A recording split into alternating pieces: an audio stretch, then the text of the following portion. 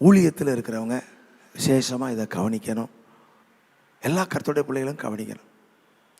Youth with the mission, வைவம், YWAM, அதில் டைரக்டராக இருந்த ராஸ் டூலி இப்படி எழுதியிருக்கிறார்.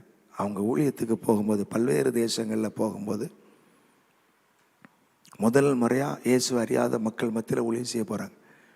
4 பேர் ஊழியத்துக்கு போனால் 4 பேர் ரூமில் முழங்காலில் நின்று ஜெபம் பண்ணுவாங்களாம். 4 பேருக்கு டியூட்டி என்னது?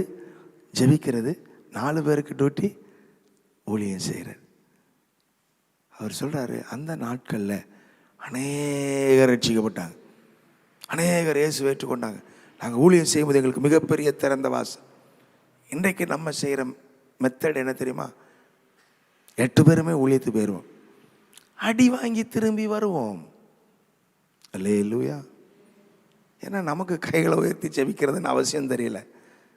நமக்கு சந்திக்கணும், அதை செய்யணும், இந்த செய்யணும், அந்த திட்டம் இந்த திட்டம் இல்லை இல்லை. அது மெத்தட் அல்ல ஊழியத்துக்கு. யோசுவா யுத்தம் பண்ணா மோசே கைகள் உயர்த்தப்படணும். அப்போஸ்தலர்கள் இந்த காரியத்தில் தெளிவாக இருந்தாங்க. அப்போஸ்தலர்களை பந்தி விசாரணைக்காக அழைத்த போது அவங்க என்ன சொன்னாங்க? அப்போஸ்தலர் 6:4 வாசிக்கிறோம், நாங்களோ ஜெபம் பண்ணுகிறதிலும் தேவ வசனத்தை போதிக்கிற ஊழியத்திலும் இடைவிடாமல் தரித்திருப்போம். எங்கள் கைகள் உயர்த்தப்பட்டிருக்கோம்.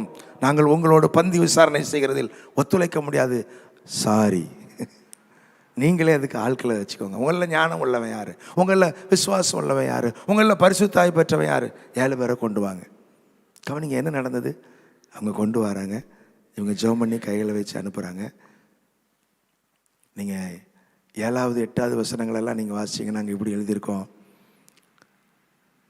சீசருடைய தொகை எருசலேமில் மிகவும் பெருகிற்று, ஆசாரியரில் அநேகரும் விசுவாசத்துக்கு கீழ்ப்படிந்தார்கள். ஸ்தேவான் விசுவாசத்தினாலும் வல்லமையினாலும் நிறைந்தவனாய் ஜனங்களுக்குள்ளே அற்புதங்கள் அடையாளங்கள் செஞ்சானா. நல்லா கவனிங்க. யார் போயிட்டா இப்போ யுத்தத்துக்கு? ஸ்தேவான் போகிறான், பிலிப்பு போகிறான். அப்போஸ்தலர் என்ன செய்கிறாங்க? மோசேயை போல கைகளை உயர்த்தி ஜெபிக்கிற. கர்த்தர் ஸ்தோத்திரம் பண்ணுமா? ஹல்லேலூயா. இதுதான் ஊழியத்துக்கு முறை. ஊழியத்துக்கு முறை இதுதான். ஊழியர்கள் அதிகமாக தேவ சமூகத்தில் கைகளை உயர்த்தி கர்த்தருடைய சமூகத்தில் என்ன ஆமாம் ஆத்தும ஆதாயம் அப்படி நடைபெறும் பாருங்கள்.